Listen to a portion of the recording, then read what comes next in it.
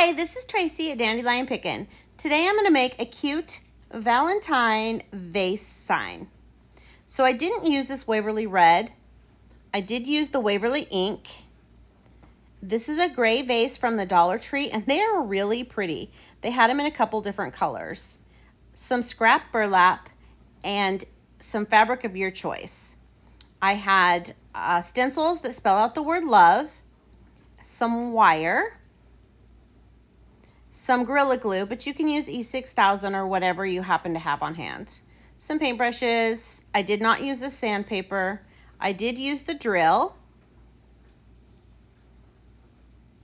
and a wire cutters and a piece of board. You can use anything that you can find, whether it's a sign from the Dollar Tree or old piece of fence board. So I painted the board in the Waverly Ink, and I did paint both the front and the back just because I like a finished piece. So once I had the entire thing painted, I used a little heat gun to dry it with. And I made sure that it was completely dry before I did anything else to it. So once it was dry, I used my handy dandy nail here to mark where I wanted to drill my holes to put a hanger on. Then you can see I used my handy dandy measure tape, which is actually a glue stick, to make sure I marked it similar on the other side. So I also put a hole in the middle of the board where I'm going to attach that vase, and I just kind of guesstimated where it was going to go by where I wanted the vase to be. So I didn't need to sand after I drilled those holes. There wasn't much really left there to do. So now I'm going to take this wire, and I didn't take any certain amount off. I just gave myself extra, knowing that I wanted to wrap it a few times.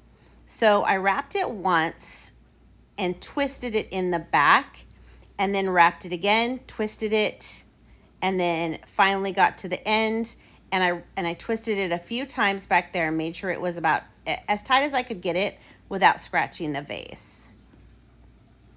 So you can see I left myself an area that will go through that hole.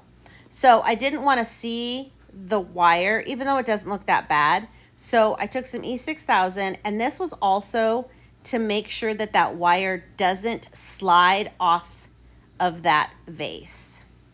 So I took the E6000 and I wrapped the twine around the wire using a little bit of glue to hold down the twine, and I just wrapped it until I couldn't see the wire anymore.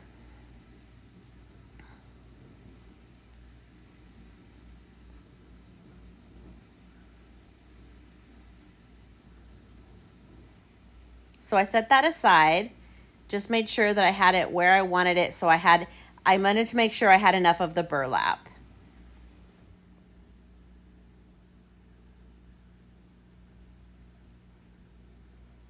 So at this point, I just used the ink color again and just held down the stencil with my fingers. And make sure when you're stenciling, you only go up and down. That's the key to getting a clean line.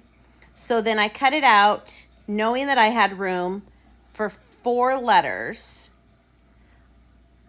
I didn't do the O, I just did the L and the V and the E. And if you like the video so far, please be sure to sprinkle and share it with other people that might want to make something similar to this or might enjoy the page. The sprinkling really helps us grow our pages.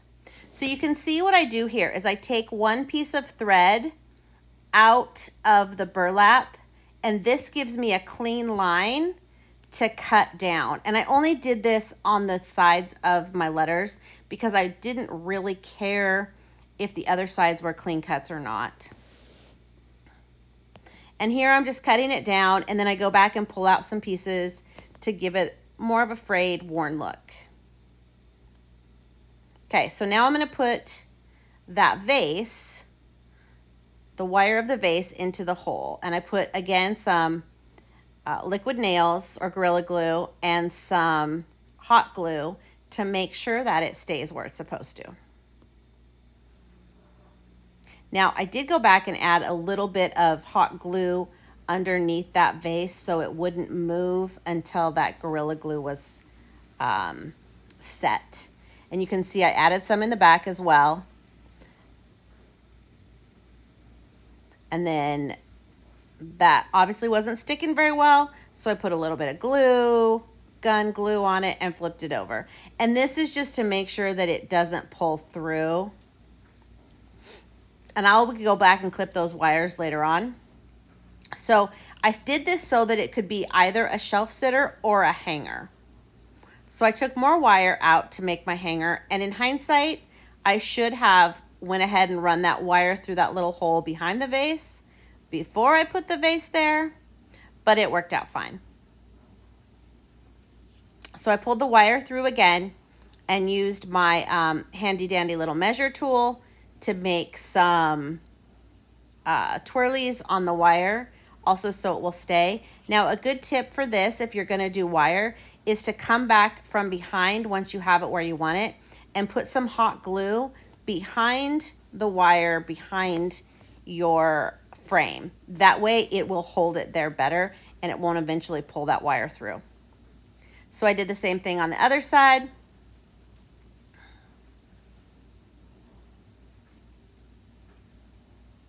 And now we have a hanger. So I just spaced my letters out, and then I have these two fabrics, and I end up only using the buffalo plaid for the heart. The dot was just a little bit too big on that red to go with it, so I changed my mind. So I just drew out a half heart, and I will spare you from how long it took me to cut it out with those scissors.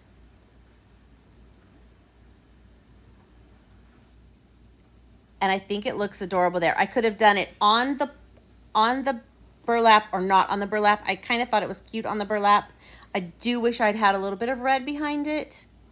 So instead of using the red for the other heart, you can see I tried to cut it out. I didn't like it. I just took a strip off so that I could use it for a bow. So I just I just glued down the letters, doing the E first so I knew how far over I could do it. And then I did the L, then I did the V. Now I know exactly how much room I have to put that heart in there. And if I'd had more room, I would have made the heart bigger. If I'd had less room, I would have made the heart smaller. Now you can also do this sign without using a vase. It would be just as cute.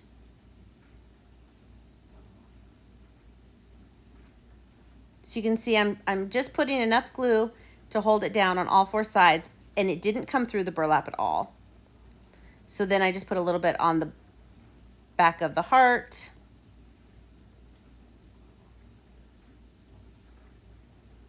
Again, in hindsight, this would have looked cute with a red heart. But I'm going to take the red fabric and make a cute, simple bow just to add some color to it. Now, I could have also done that around the vase if I wanted to. So it really is up to you how you make this.